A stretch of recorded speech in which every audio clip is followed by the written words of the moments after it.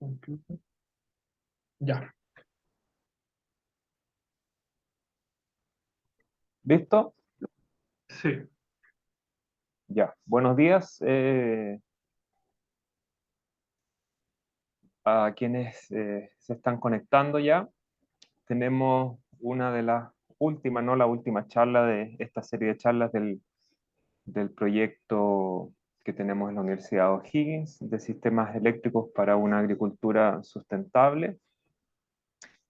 En esta oportunidad tenemos la charla eh, teníamos programada la charla del doctor Guillermo Catuogno. Guillermo ya estuvo con nosotros, es parte del grupo que formó parte de la postulación de este proyecto. En esta oportunidad, Guillermo nos va a hablar sobre electrificación rural para desarrollos productivos, ¿ya? En la charla anterior, Guillermo también nos mostró lo que hace con su grupo, tiene un grupo bastante activo. Para quienes no estuvieron, les voy a hacer un pequeño resumen y hacen bastante trabajo en terreno, ¿ya? Diseño, hacen bastante diseño, trabajo en terreno y el tema que nos va a presentar hoy está fuertemente ligado con eso también. Guillermo es académico de la Universidad Nacional de San Luis, de Argentina, y lamentablemente ayer tuvo un pequeño accidente. Al parecer está todo bien, pero eh, hoy no nos va a poder acompañar, así que nos dejó la charla grabada y es lo que vamos a ver a continuación. Por lo tanto, a las personas que están ahora conectadas, les pedimos que vean la charla y al final eh, podemos conversar si hay algún interés sobre algún tema en particular. Y cualquier consulta hay- se la vamos a tener que hacer directamente a Guillermo al correo. Bien, los dejamos con la charla. Claudio. ok. Dime si está todo bien, lo voy a Sí, yo mostrar. veo bien. Buenos días a todos, mi nombre es Guillermo Se escucha Catu, bien. pertenezco al Laboratorio de Tecnologías Apropiadas de la Universidad Nacional de San Luis en Argentina y la charla de hoy va a ser sobre electrificación rural para desarrollos productivos en comunidades rurales. Eh, Esta charla está en el marco del proyecto Microredes Eléctricas para una agricultura energéticamente sustentable, llevada adelante por el grupo Scope Lab de la Universidad de O'Higgins y participan muchas otras instituciones en el marco de este proyecto. Antes de comenzar con la charla sobre los desarrollos productivos, la idea, bueno, era, si bien ya hemos dado otras charlas en este proyecto, bueno, repasar un poco quiénes somos y qué hacemos para los que son nuevos o es la primera vez que nos escuchan. Nuestro laboratorio se denomina Laboratorio de Tecnologías Apropiadas. Somos docentes, varios docentes investigadores, en los cuales algunos somos de doble dependencia entre la Universidad Nacional de San Luis y el CONICET. También contamos con muchos otros docentes que nosotros denominamos docentes pasivos, que por ahí son docentes que no están, no ocupan un espacio en el laboratorio, pero sí participan en trabajos finales, en prácticas profesionales o en algún que otro proyecto. Y forman parte de nuestro laboratorio muchos estudiantes de pregrado de las diferentes ingenierías de nuestra facultad, que son electromecánica, electrónica, mecatrónica, industrial. Bueno, ellos son parte de los proyectos, hacen sus trabajos finales, sus prácticas profesionales y bueno, desarrollan sus actividades dentro de nuestro laboratorio. Nuestro laboratorio posee tres líneas de investigación, una de la que vamos a estar hablando hoy, que es electrificación rural, otra de drones de larga distancia y otra de vehículos eléctricos. Y en las tres líneas el tema central o el tópico común son las microredes aisladas, que es el caso de estas tres aplicaciones. Eh, A su vez también participamos de redes, de microredes, como en el caso de la red Mayhapper, que es una red que terminó este año, que fueron 5 años de esa red, financiada por CITED. Somos parte también de Win Empowerment, que es una red que empezó con los generadores de baja potencia, pero fue creciendo y ahora, bueno, redes de baja potencia. Y también somos parte de, bueno, de la red que hoy nos convoca a esta charla, ¿no? Que es la red de microredes eléctricas para una agricultura energéticamente sustentable. En lo que se refiere a electrificación rural, desde hace unos 5 años nosotros venimos trabajando con proyectos de electrificación en diferentes lugares de nuestro país, principalmente en nuestra provincia, que es San Luis, que está acá en el centro, pero también tenemos algunos otros proyectos en el norte, en el impenetrable chaqueño, que es una de las zonas más vulnerables de nuestro país, donde ahí, bueno, los proyectos generalmente son solares por el buen recurso solar que tenemos ahí, y también tenemos algunos proyectos en la Patagonia, donde ahí, bueno, por el buen recurso eólico, la mayoría de estos proyectos son con aerogeneradores. Bueno, como el nombre de nuestro laboratorio lo dice, nosotros trabajamos con tecnología apropiada. Esta tecnología tiene las características de ser una tecnología de bajo costo, de ser fácil de construir, de adaptar, de mantener, y sobre todo una tecnología abierta. Eso es muy importante porque, bueno, nosotros colaboramos con muchas otras organizaciones, más que todo participantes también de la red Win Empowerment, donde entre muchas de estas comunidades científicas desarrollamos tecnologías y, bueno, cada uno luego la puede apropiar y la puede adaptar de acuerdo a las condiciones de su lugar o a las condiciones del territorio, de los componentes que se consiguen en el país. Y de esa forma logramos tener dispositivos activos, ¿no? Que todo el tiempo están mejorándose, realimentándose para lograr que ese dispositivo sea mucho mejor y de más bajo costo. Nuestro modelo de trabajo se basa un poco también en este diseño, donde lo que les comentaba recién, tal vez la parte más científica consiste en este bloque, donde es el desarrollo de tecnología abierta y colaborativa. Una vez que esto ocurre en conjunto con otras comunidades científicas, lo importante es que esa tecnología se difunda, o sea, se haga conocer y sirva para que se instalen en comunidades rurales. Entonces, trabajamos mucho con lo que nosotros llamamos educación STEM, que son cursos que damos en escuelas secundarias o de nivel medio, en donde generalmente escuelas de nivel medio técnicas, en donde ahí los chicos aprenden. Tenemos 4 cursos de distintos niveles, pero principalmente aprenden sobre energías renovables, sobre concientización sobre el medio ambiente y aprenden a construir estos tipos de tecnología. Los cursos más avanzados, los chicos terminan construyendo partes de lo que son las microredes eléctricas que nosotros instalamos. A su vez, estos mismos chicos muchas veces son los que terminan haciendo las instalaciones en los parajes rurales, por lo cual también ahí hay una componente social muy importante para esos chicos del sentido en que ellos terminan instalando algo que construyeron con sus propias manos y eso termina ayudando, por ejemplo, a una familia en un paraje rural. Obviamente acá en esta parte de la instalación participa la comunidad, esto es muy importante para que se apropie de esa tecnología. Y finalmente, este bloque que también es uno de los principales, que es la supervisión y el monitoreo de ese sistema, ¿no? Cuando uno generalmente termina una instalación, no es que ahí termine el proyecto, sino es cuando realmente empieza ese proyecto, ¿no? Cuando uno tiene que asegurarse que eso siga funcionando por mucho tiempo. Entonces, bueno, ahí trabajamos con 2 modelos, por decirlo de alguna manera. Cuando son instalaciones chicas, como puede ser una escuela rural, un centro de salud, un centro comunitario, siempre queda alguien a cargo supervisando la instalación del lugar local. Generalmente también hay alguna escuela de nivel medio técnica cercana que también puede ser un auxilio ante una emergencia, una falla. Y también como tercera opción estamos nosotros, ¿no? Que sabemos atender de emergencias o fallas en estas instalaciones.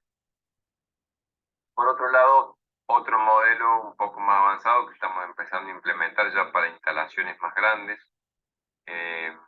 tratar de crear pequeñas cooperativas eléctricas, en donde ahí la idea es formar electricistas para que, bueno, para que se encarguen tanto del cobro del servicio eléctrico como del mantenimiento del mismo. De esa forma, con este modelo de cooperativa, permitimos que estas instalaciones sean sostenibles en el tiempo y a su vez también puedan ir escalándose. Bueno, eso sería brevemente el modelo de trabajo que tenemos. Y bueno, después con respecto al proyecto de desarrollo productivo, bueno, también es una especie de evolución de nuestra forma de trabajo. Nosotros empezamos trabajando con instalaciones chicas como escuelas rurales, centros de salud, centros comunitarios, y bueno, de a poco fuimos avanzando a proyectos más grandes, también siempre en una comunidad donde no había electricidad. El primer paso es tener electricidad, ¿no? Para cosas básicas como la luz, refrigerar alimentos y algunas otras cosas, pero después el siguiente paso, bueno, es tratar de que ese sistema entregue un poco más de energía para algún desarrollo productivo, ¿no? Para que eso sirva para generar nuevos ingresos en esas comunidades.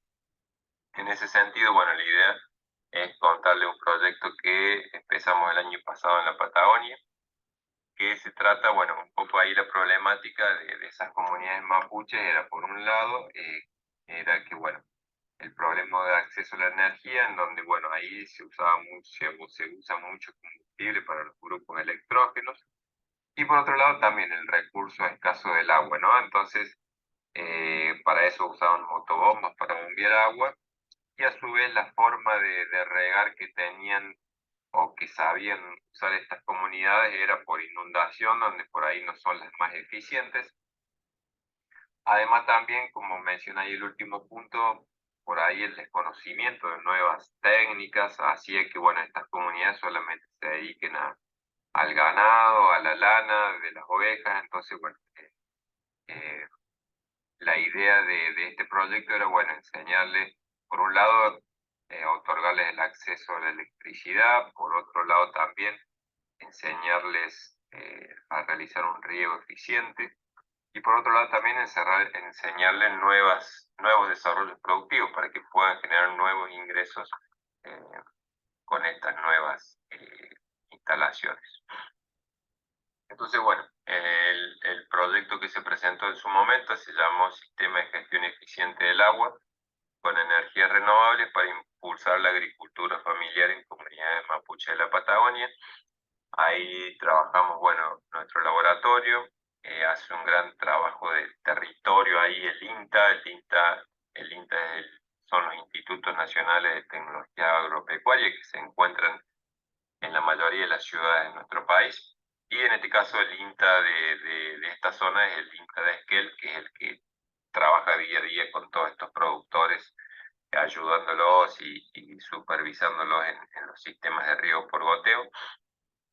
Y también la Fundación 500 RPM, que trabajan con los aerogeneradores Pigot, y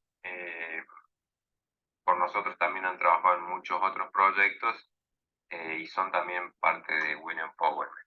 En este caso, bueno, la convocatoria a la que nos presentamos era una del Ministerio de Ciencia y Tecnología de nuestro país, que se llamaba Argentina contra el Hambre, el cual, bueno, fuimos uno de los elegidos con el financiamiento y, bueno, comenzamos a trabajar en este proyecto. Para esta instalación o para este sistema propusimos este modelo de microred, y bueno, voy a ir explicándoselo durante la charla. Bueno, el nombre era porque también durante este año lo presentamos a un concurso Innovar que se realiza todos los años en nuestro país. Bueno, te pide un nombre como de fantasía o un nombre para comercializar, digamos. Entonces, bueno, le pusimos Sega Huerta, que son las siglas de lo que es el sistema, el título del proyecto que presentamos. Como pueden ver, bueno, este sistema es eólico fotovoltaico, tiene un aerogenerador Pigot, tiene un par de paneles, bueno, tiene el regulador solar, regulador eólico, tiene almacena de energía en un pequeño banco de baterías. Por un lado también tiene un inversor monofásico para algunos consumos pequeños en las viviendas, y después tiene una parte de bombeo para llevar agua a altura, y a través de esa altura, a buena altura, poder hacer el riego por goteo en las huertas. A su vez, la gestión del sistema de bombeo lo realiza este otro dispositivo que se llama OpenWi, que es el que se encarga de decidir cuándo tiene que bombear y cuándo no.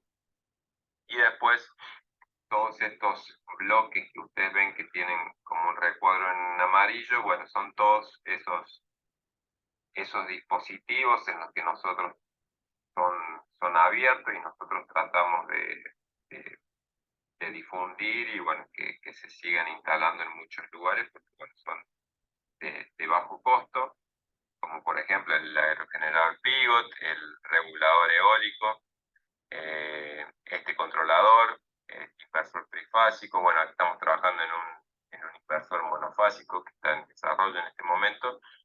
Hay otros dispositivos, como por ejemplo los reguladores solares. En este caso generalmente usamos comerciales porque su costo es tan bajo que no vale la pena trabajar en un desarrollo si hiciéramos un desarrollo abierto sería más costoso que los reguladores solares comerciales, PWM al menos. Entonces, bueno, en ese caso seguimos usando reguladores comerciales. Bueno, entonces la idea es contarles paso a paso un poco cómo se construyen o de dónde nacieron todos estos tipos de partes que conforman el proyecto de desarrollo productivo. El primero de los bloques es el aerogenerador Pigot. Este aerogenerador ya cuenta con más de 40 años de difusión. Quien lo diseñó fue Hugh Pigot, que bueno, posee un manual donde se explica paso a paso cómo se construye el aerogenerador. Como pueden ver acá en su imagen, en su despiece, es muy sencillo de fabricar, es un generador de flujo axial, por lo cual es mucho más sencillo que cuando son generadores radiales o flujo radial. Si arrancamos desde acá, bueno, la turbina del aerogenerador es de madera. Estos son triángulos de madera, las aspas son maderas de cedro, donde se tallan en el manual explicado y es muy fácil de realizar. Luego tiene la parte donde está el rodamiento, la parte central del aerogenerador es la masa en nuestro caso acá usamos masas de Fiat 125, es un auto ya de los años 80, bueno, son repuestos muy económicos, pero bueno, se puede, como les decía, se puede adaptar al país a los repuestos de los países donde se esté desarrollando este aerogenerador. Luego viene un disco metálico donde van los imanes, un disco de hierro donde van pegados los imanes, y después que el rotor, y después viene el estator, que el estator está compuesto por las bobinas de cobre y está después alojado en una fibra de vidrio, lo cual hace que bueno, ese estator sea mucho más, si bien no es tan eficiente como si estuviera bobinado sobre chapas, al hacerlo en fibra hace que sea mucho más económico. Y después todo el resto de los componentes son partes metálicas que bueno, se pueden conseguir en cualquier corralón, cualquier lugar. Por lo que bueno, como les comentaba, es algo muy, muy fácil de hacer en cualquier parte del mundo.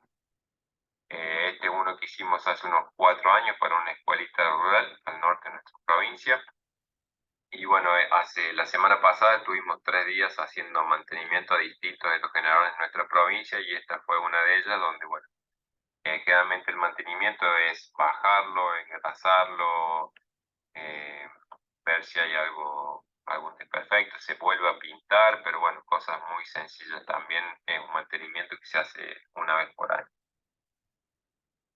Bueno, esta generalmente es la curva de potencia para este tipo de regeneradores. En el manual hay 4 modelos. Nosotros generalmente el que usamos es de 500 watts o 350 también. Y bueno, estos vientos son para alrededor de 12 metros por segundo. Generalmente están generando su potencia máxima. Una de las características de este aerogenerador, por un lado, es cómo es la torre. La torre es con un pivot en la base, entonces, bueno, tiene un brazo de palanca que permite que yo a este aerogenerador lo pueda bajar con un vehículo, con cualquier auto. Yo lo engancho a las riendas y lo puedo bajar para hacer mantenimiento, lo cual también es una ventaja comparado con si yo tuviera que subir una persona allá arriba a 11, 12 metros. Bueno, ya no, por ejemplo, no se podría hacer con estudiantes. Y bueno, ya hay que tener otras cuestiones de seguridad en cuenta, mientras que de esta manera, con cualquier vehículo, yo en 15 minutos puedo bajar este aerogenerador y hacerle su mantenimiento, revisarlo y volverlo a subir también en poco tiempo. También otra característica muy importante, si bien acá la parte de atrás del aerogenerador, es que el eje de rotación del aerogenerador que está acá no está en línea con este sería donde va la torre, o sea, está como desplazado. Eso obviamente tiene una medida específica y es lo que hace que el aerogenerador se pueda proteger solo contra vientos muy altos. Cuando los vientos son muy altos, ya empieza a hacer una fuerza sobre las palas que hace que acá se empieza a girar este brazo de palanca y empieza a salir de la máxima velocidad del viento y se empieza a poner solo en posición de bandera. Eso es una ventaja para que, bueno, en lugares donde uno deje el aerogenerador solo y bueno, de esa manera él solo se puede proteger contra vientos muy fuertes. A su vez también, bueno, tiene un freno manual, pero bueno, en ese caso tiene que haber una persona que lo frene. Bueno, esta, como les comenté, es parte en el modelo de trabajo nuestro. Estos aerogeneradores se construyen con muchos casos con la ONG 500 RPM y bueno, son parte de las actividades que hacemos con las escuelas técnicas de nuestra provincia, donde, bueno, acá pueden ver distintas fotos de estos últimos años donde los chicos están, en este caso acá están construyendo las aspas, acá están cortando la veleta. Este es un aerogenerador que pusimos este año en un invernadero en la Facultad de Agronomía de nuestra universidad. Acá los chicos haciendo las bobinas, acá ya están montando, acá están viendo las 3 aspas. Son todas actividades, los chicos desde cero pueden construir un aerogenerador, incluso construyen el tablero eléctrico y su electrónica. Por ejemplo, bueno, este acá, que otro de los que le hicimos mantenimiento la semana pasada, es uno en un paraje rural donde este aerogenerador alimentó un centro de salud que, bueno, ahora funciona una vez cada 15 días. Van médicos y atienden en ese paraje rural, donde, bueno, tienen energía gracias a ese aerogenerador y lo construimos y lo instalamos con 2 escuelas técnicas de nuestra ciudad. Bueno, otro de los componentes por ahí ya que nos puede llegar a interesar un poco más porque es un dispositivo electrónico, es el regulador eólico. El regulador eólico, a diferencia de un regulador solar, es mucho más simple porque, bueno, digamos, cuando uno de los problemas que tienen o de las misiones que cumplen los reguladores es, como mencionan acá, es prolongar la vida útil de las baterías, ¿no? Y evitar esto, ¿no? Principalmente el último punto, la sobrecarga. En el caso de los reguladores solares, cuando la batería llega a su estado de carga máximo y los consumos son bajos, la acción que toma es muy sencilla, directamente abre y deja de cargar la batería. En el caso de los aerogeneradores no es tan sencillo porque yo, como también menciona acá abajo, yo no puedo dejar si mi batería se llenó y los consumos son nulos o son bajos, no puedo quitarle, digamos, abrir el circuito porque ese aerogenerador encima, si hay muchos vientos, dejarlo en vacío significa que ese aerogenerador se embale. Entonces, bueno, eso puede ser, por un lado, ocasiona más desgaste, pero es un peligro que puede llegar a destruir ese aerogenerador por embalamiento. Entonces, bueno, en ese caso, el objetivo acá es otro, en el caso del regulador eólico, acá vemos un pequeño sistemita eólico donde tenemos un aerogenerador trifásico, donde tenemos un puente de diodo, ya acá en continua. Por un lado tenemos el almacenamiento en baterías, tenemos un inversor para cargas y tenemos el regulador que se conecta en paralelo.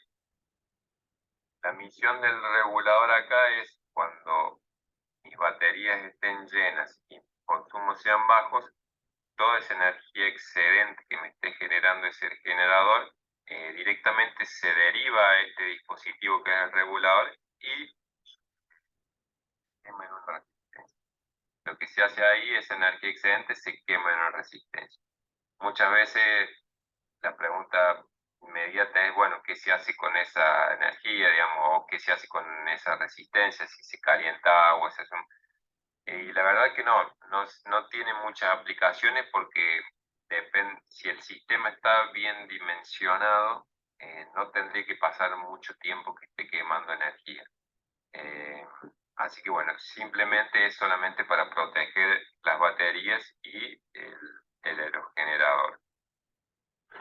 Acá un poco un diagrama en bloque, ¿qué sucede? Generalmente cuando las baterías están llenas y el consumo es bajo, la corriente que entrega el aerogenerador es baja, entonces ya se empieza a embalar el aerogenerador y conectarle la carga de desviación que se denomina cuando yo derivo la corriente de una resistencia, que esa resistencia es muy bajita, es de 1 a 2 ohms, o sea, es casi poner el aerogenerador en cortocircuito. Eso me ocasiona, por un lado, la caída de tensión interna del generador y por otro lado, me aumenta el par resistente del rotor. Por lo tanto, eso hace que mi aerogenerador se frene y como el voltaje que genera el generador es proporcional a la RPM, inmediatamente también baja el voltaje que se está generando. De esa manera yo mantengo el bus de corriente continua en un valor controlado. Esa sería, hacia grandes rasgos, rápidamente, cómo funciona este dispositivo. Este es el regulador que nosotros utilizamos. Es un regulador muy sencillo, es completamente analógico.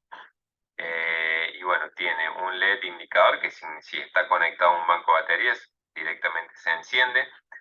Un LED rojo que cuando se enciende significa que está derivando corriente de la resistencia, o sea que está controlando. Después, bueno, tiene dos bornes para la conexión de baterías y dos bornes para la conexión a la resistencia de carga. A su vez también tiene un ajuste por temperatura, que ya les voy a comentar.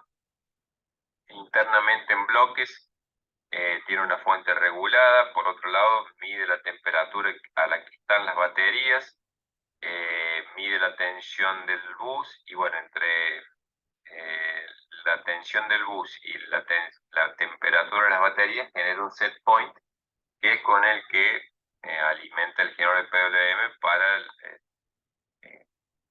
determinar cuándo tiene que empezar a derivar la corriente a la resistencia. Acá, bueno, viendo esos bloques dentro del regulador, tenemos la parte de la fuente regulada, tenemos la medición de voltaje. El regulador puede funcionar para 3, como no sé si alcanzan a ver acá, puede ser para 12 volts, 24 o 48. Con un switch uno puede cambiar a qué banco de baterías yo quiero conectar. Realmente nosotros, como los bancos son fijos, directamente no ponemos el switch, sino que lo soldamos directamente a la tensión que va a ir para que, bueno, nadie no vaya a ir y tocar y cambiar la tensión del banco de baterías y deja sin funcionamiento a ese regulador. Por otro lado, también se mide la temperatura, la generación del set point, la comparación y bueno, el generador de PWM para la parte esta del bloque conmutador de potencia. Acá fíjense cómo en función de la tensión o de la temperatura de las baterías es como dónde está el punto de corte del regulador. Generalmente para temperatura ambiente, si un banco de baterías 24 volt, la tensión de regulación es 28,8, que es cuando las baterías están al 100%. Cuando la temperatura es mayor, esa tensión de corte va a ir bajando, y cuando está un poco más frío, esa temperatura es menor, esta tensión de corte aumenta un poco. Y bueno, esta es la sensibilidad en milivolt por grado centígrado. Bueno, acá algunas imágenes, como les decía también, estos reguladores son construidos también por chicos de escuelas técnicas, en donde si se fijan acá, bueno, nosotros varios de los cursos que hacemos todos los años de cursos STEM que les mencionaba, tenemos un curso básico de eólica, de fotovoltaica, el curso de reguladores y el curso del Open Week, que ya se lo voy a comentar más adelante, en donde los chicos en los talleres de sus escuelas arman estos reguladores, los prueban y bueno, esos reguladores después van a terminar a parajes rurales. Acá mostrarle cómo funciona un regulador. Estos son datos de la escuela que les mencioné hace un instante, donde estaba el aerogenerador. Fíjense, estos son 10 días de funcionamiento de esta escuela, donde se puede ver más que predomina la generación fotovoltaica. Acá pueden ver todos los picos de todos los días. Pero, por ejemplo, este día hubo mucho viento, que es cuando está en rosa, el rosa es la generación eólica. Acá está un poquito más agrandado. Fíjense, la tensión de las baterías está 100% constante. Significa que, bueno, que está controlando el regulador, está controlando ahí. Y fíjense, por un lado está la corriente, la rosa, que es la corriente del generador, y por otro unas curvas amarillas, que son la corriente que está derivando. Haciendo un zoom acá, por un lado vemos la tensión de la batería en 28,89, o sea que está regulando a 28,8, y verla, no están, después le agregamos a estas curvas la temperatura de las baterías, pero puede ser que ese 28,9 sea porque las baterías estaban a otra temperatura.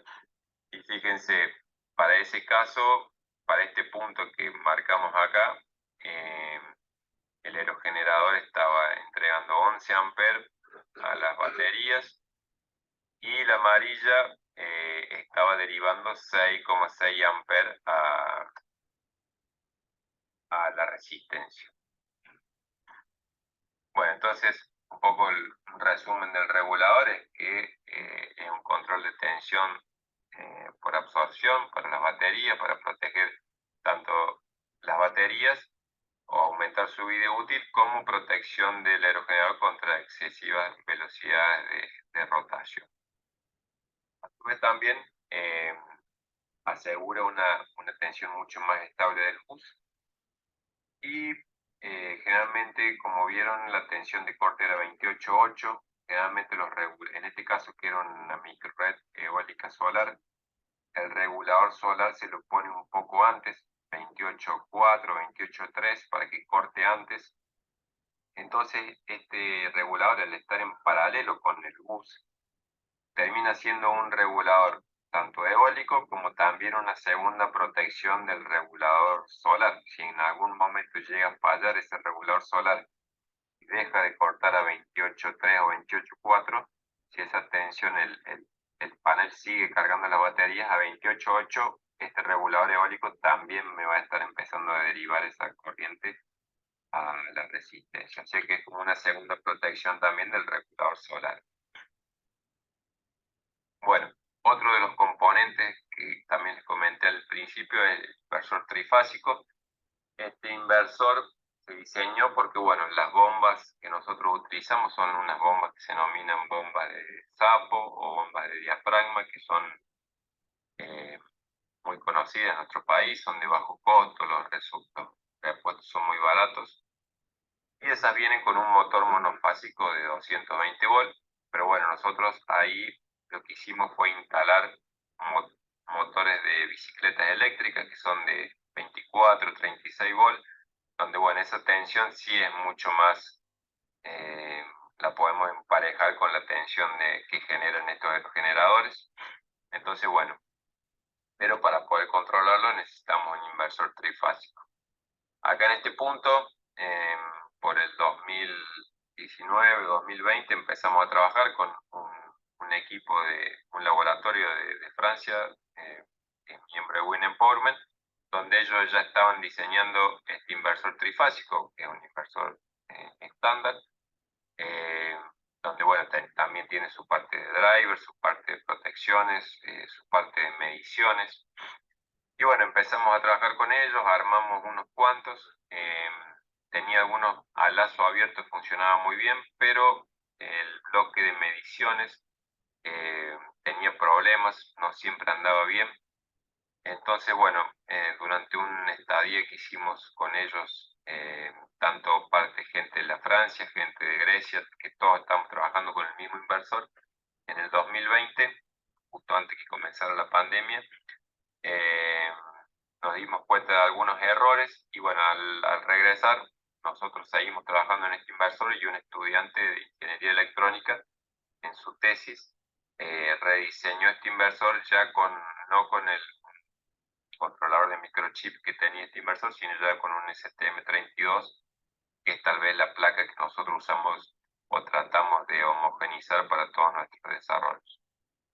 Entonces, bueno, este ya cuenta con una Blue Pill acá y pudimos hacerlo funcionar correctamente al lazo cerrado este inversor.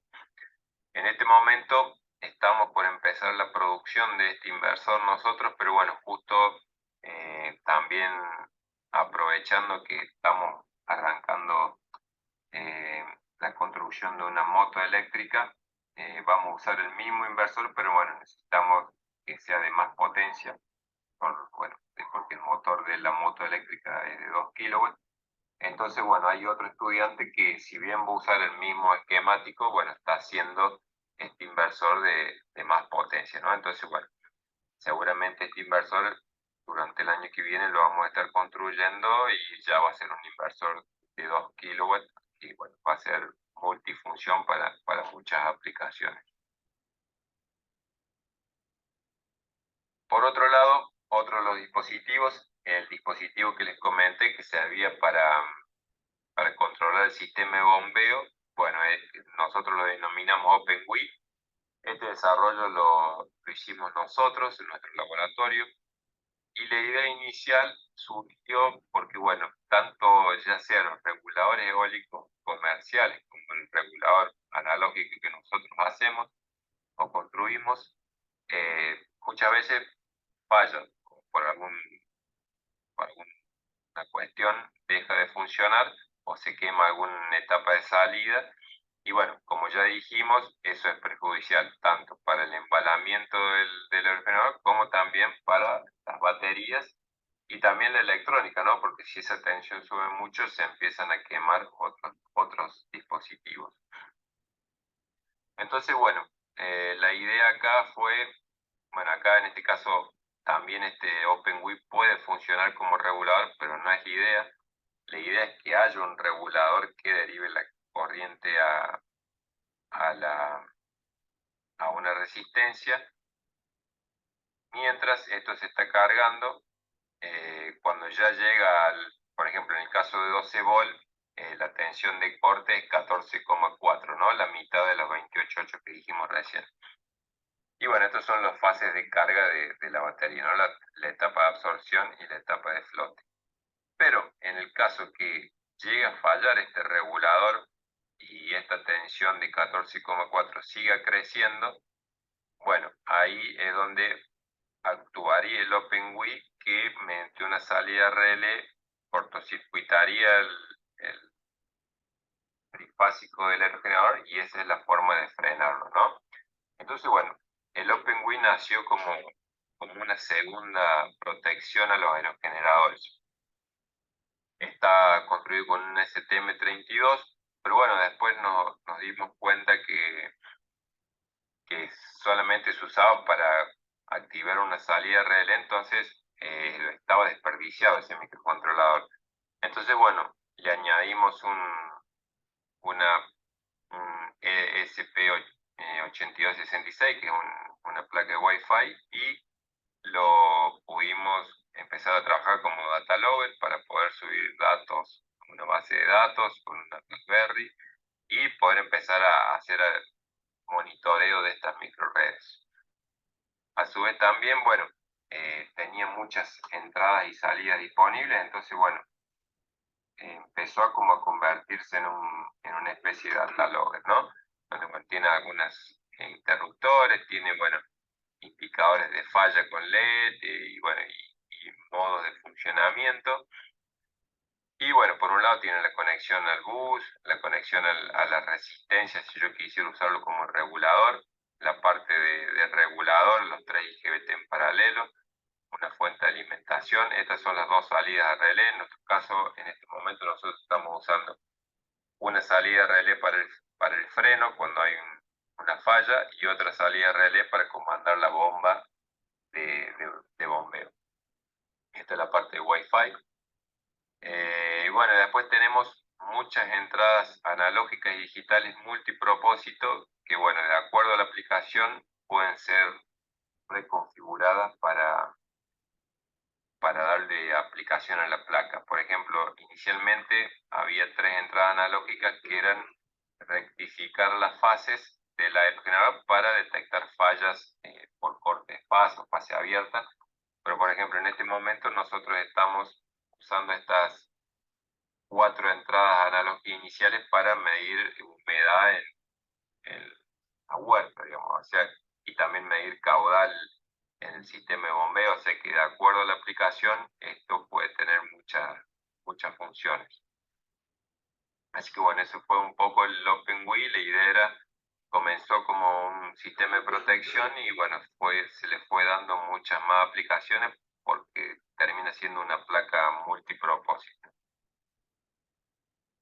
Bueno, y finalmente, metiéndonos ya en el sistema de bombeo, acá, bueno, realizó la tesis un chico que se recibió a principios de este año, que era un ingeniero electromecánico, en donde, bueno, su trabajo fue unir todas estas partes. Este fue el banco del laboratorio, donde tenía, bueno, un tablero, que ahora ya lo voy a mostrar una imagen, tenía toda la parte de las placas, del inversor, el OpenWI, el regulador, teníamos un emulador de aerogenerador Pigot, donde este aerogenerador también fue otra tesis de un ingeniero mecatrónico que hizo un Pigot similar, nada más que los discos son discos de freno de auto, o sea, de muy bajo costo este aerogenerador, el estator de fibra también. Y estas son las bombas de diafragma que les comenté, que son también de muy bajo costo, donde tiene un motor de bicicleta eléctrico para bombear. A su vez también aprovechamos el STM32, que tiene una parte de un software de monitoreo, que es el STM32Cube Monitor, que es un sistema, una SCADA basado en Node-RED, que bueno, nos sirvió mucho para medir variables y bueno, también lo usamos para monitorear. Bueno, en este caso también lo usamos el sistema con una bomba de centrífuga, con sus sensores de nivel, con este otro modelo, el OpenWI que hicimos antes. Bueno, en esa tesis, como era un perfil más electromecánico, este estudiante se centró mucho en la parte de fluidos, de determinar velocidad de circulación, diámetro de tubería, el tipo de régimen, altura y potencia de la bomba que se necesitaba. Bueno, eso en la aplicación del proyecto de la Patagonia, eso es muy variable y depende de cada instalación, porque cada instalación tiene características distintas, tanto de terreno como de forma de dónde obtener el agua. Muchas veces es un pequeño arroyito, en otros lados es un pozo, en otro lado es una laguna, digamos, depende de muchas características, entonces cada lugar necesita hacer su cálculo, ¿no? Después, dependiendo la altura del tanque, en función de cuánto va a ser de qué dimensión va a ser la huerta, o sea que bueno, hay muchísimas variables para hacer el sistema de bombeo, donde bueno, ahí nos ayuda mucho la parte agropecuaria, la parte del INTESCEL, y aprendimos mucho también de ese tema. A su vez también, bueno, la parte de control de este sistema es muy básica. La idea es que, bueno, por un lado tenemos la parte del freno que les comenté cuando hay una falla, y la parte del sistema de bombeo es que el tanque se carga automáticamente cuando la batería está en sus mayores niveles de carga. Digamos, antes que empiece a funcionar el regulador por exceso de carga, bueno, que esa energía no exceda y que se utilice para bombeo. Obviamente que si yo quiero bombear en algún otro momento lo puedo hacer manualmente, pero el sistema automático contempla que bombee cuando me está sobrando energía. Esa era la manera de funcionar, así lo hacíamos funcionar en nuestro laboratorio. Este era el sistema, el tablero eléctrico, que acá está como era internamente. Teníamos el OpenWi, el regulador eólico, el regulador solar, que era comercial. El contacto, bueno, acá entraba el aerogenerador, el rectificador pasivo. Este era el contactor que se activaba con el OpenWi para encender la bomba. Bueno, acá hay algunas protecciones. Y bueno, activamos una bomba centrífuga que lo que hacía nuestro laboratorio era hacer recircular el agua en un tanque.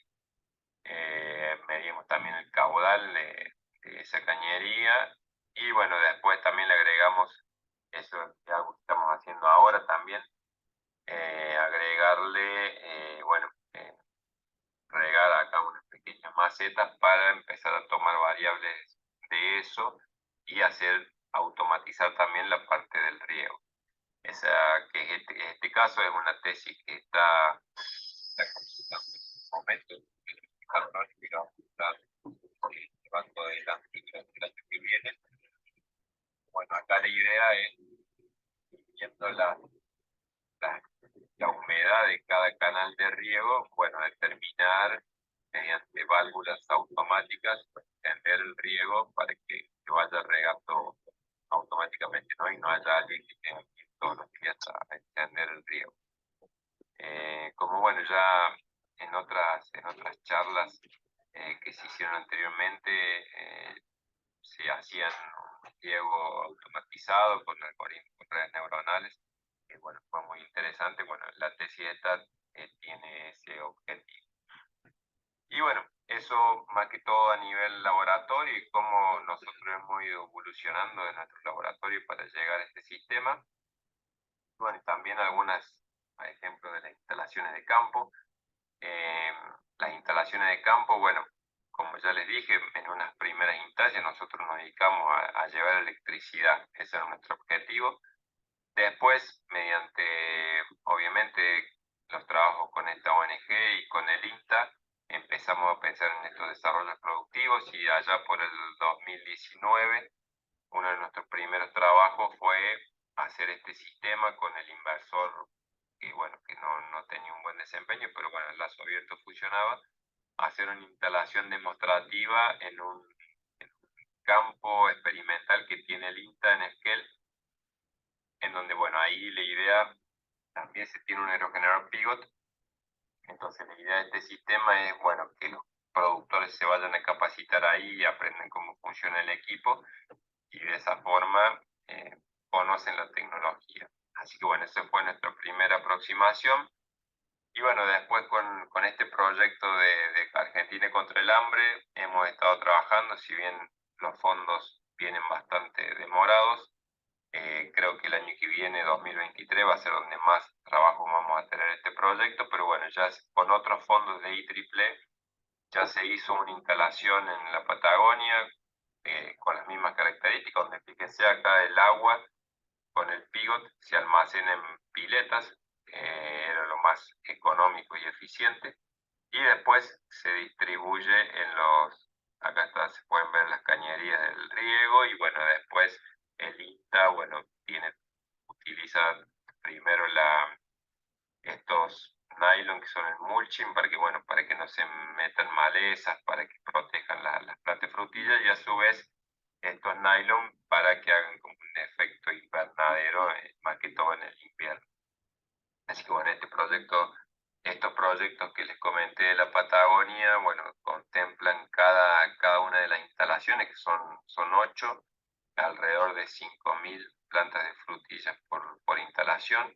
Así que bueno, es un sistema que, si funciona bien, eh, puede dar muy buenos ingresos a estas familias, y bueno, de esa forma enseñarles nuevos desarrollos productivos, bueno, que más que todos los más jóvenes aprendan estas técnicas para que puedan tener otros ingresos, se puedan quedar en sus lugares, en su territorio, y de esa forma, bueno, empoderar estas comunidades. Así que bueno, eso fue todo. Cualquier consulta me pueden escribir a este correo que figura acá. También están nuestra página web, y bueno, las redes sociales que manejan los chicos, pueden también meterse ahí, escribirnos. Y bueno, eso era todo. Muchas gracias y seguimos en contacto. Un saludo a todos.